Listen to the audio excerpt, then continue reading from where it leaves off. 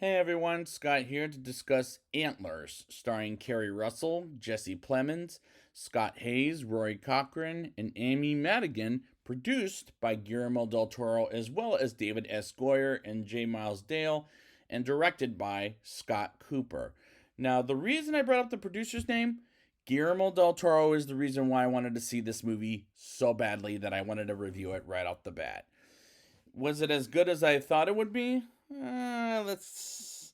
Before I get into this movie, I must say this is based on a short story called "The Quiet Boy" by Nick Antosca, which I never read it personally, but I hear it's supposed to be a lot scarier than this movie will end up telling me. So let's see how much this movie isn't scaring the crap out of people. Even though it didn't do well in theaters, it just came out on home viewing and on Blu-ray.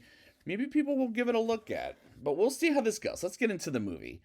We open the movie in a small town in Oregon with a father named Frank Weaver, played by Scott Hayes, who leaves one of his sons named Aiden in the truck while in a factory. And Aiden gets out of the truck to play around, and honestly, I can't help but think that's terrible parenting, as he gets something from his truck and brings it inside, and he and his partner get some kind of disease by a creature that makes them infected with the virus, which reminds me of 28 Days Later, where they grow rage to become zombies. But the difference, they turn into zombies, where while this creature is something completely different, which I'll have to explain much later, as Aiden goes into the factory, and we don't end up knowing what the fuck happened to him until later in the movie, as the title of the movie goes on the screen. But 28 Days Later does a much better job explaining what the disease is than this movie does, where it takes a while to get to why Aiden and Frank got turned into something that's a monster. Yes, I said it. Aiden got turned into a monster, but they'll explain it a little later. Julia Meadows, played by Kerry Russell, has Aiden's brother Lucas in the class, as Lucas gets picked on by some jackass bullies while using a doll that looks like a penis, which felt weird seeing in this movie, might I add. Lucas gets the food for Frank and Aiden, as he's the only one not infected, which is not too realistic as he can't tell anyone what the fuck happened to them.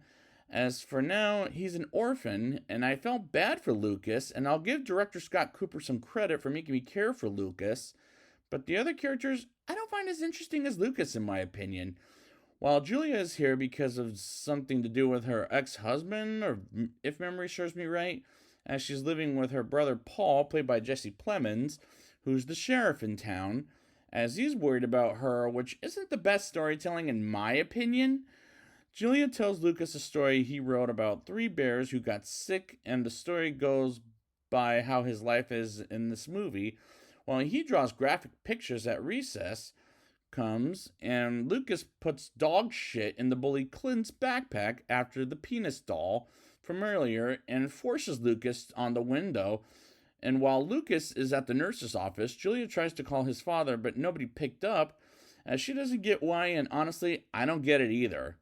Julia follows Lucas to an ice cream place, and as they have ice cream, and talk about who Lucas is and his family, as she brings up in her mind ice cream is a vegetable, which I call bullshit. And donuts are a fruit. Not buying it either. Anyways, which made me laugh because it doesn't make sense at all. Because it's not true at all, as the dialogue is making up some nonsense, as it was funny in a strange way. Not Frank, Lucas picks up a dead animal to take to Frank and Aiden, while Julia goes to the Weaver house and knocks on the door, and shockingly, it's open, and she hears strange noises and doesn't go inside because she's frightened. And at night, she sees a graphic drawing from Lucas and Paul coming in, and she says he has every right to resent her, and that scene was poorly acted. But it's not the movie's fault. It's the way it was written by the director, as well as a couple of people who don't know how to write a script, which I learned in college days, but the script is so bad in this movie.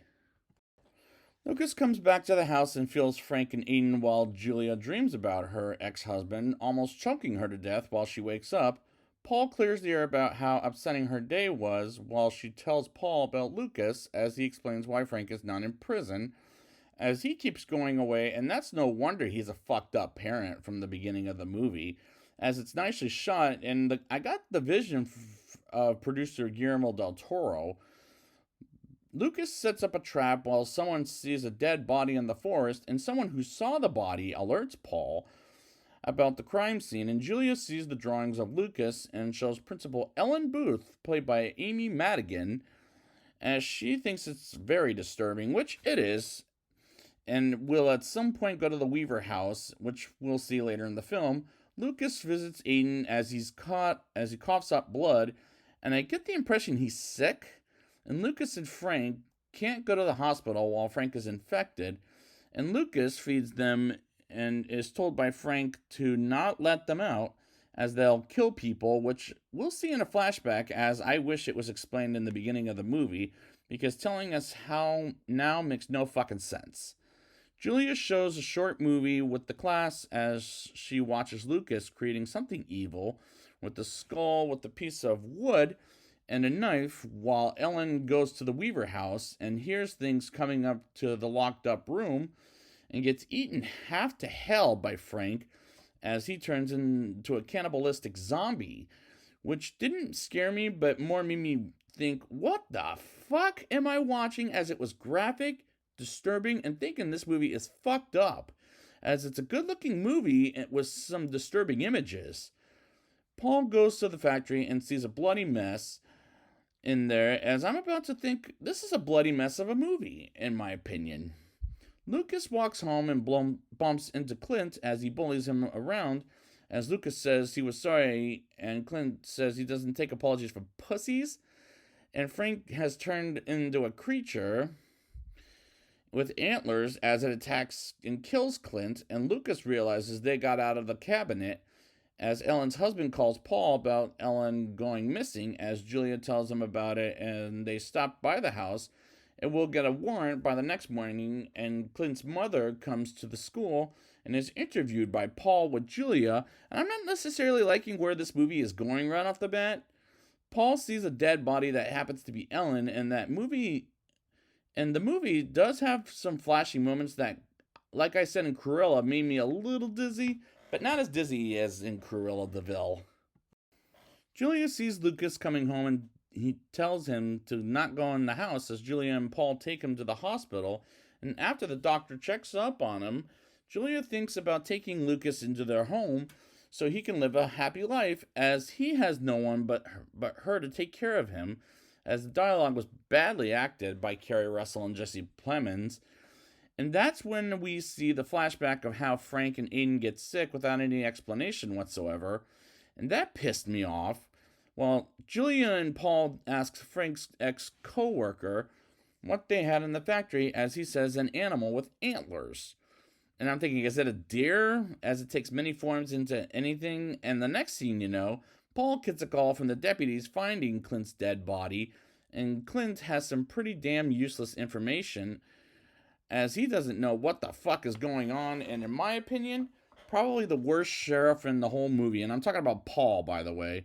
Julia wants Paul to take her to the hospital so they can take Lucas to their house, while a deputy works around their house to find Frank as the creature with antlers, and they talk about why she moved to Oregon for her father, as they grew up in the house they're currently living at, as she tells Lucas his father is dead, but he says he's alive and hungry, and he's angry and mean, and thinks when he feeds him, he'll love him.